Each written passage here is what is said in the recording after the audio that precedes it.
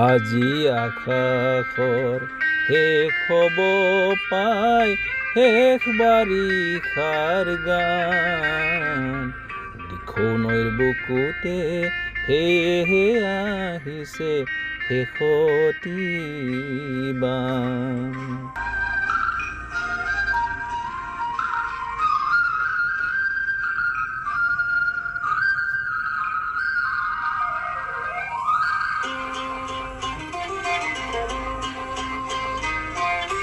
কলীয়া ডাৱৰৰ চকু পানী থকা কান্ধোন পৰিলে ওৰ আকাশত উৰিলে কপাহৰে জোলা বাজিছে ৰঙৰে সুৰ।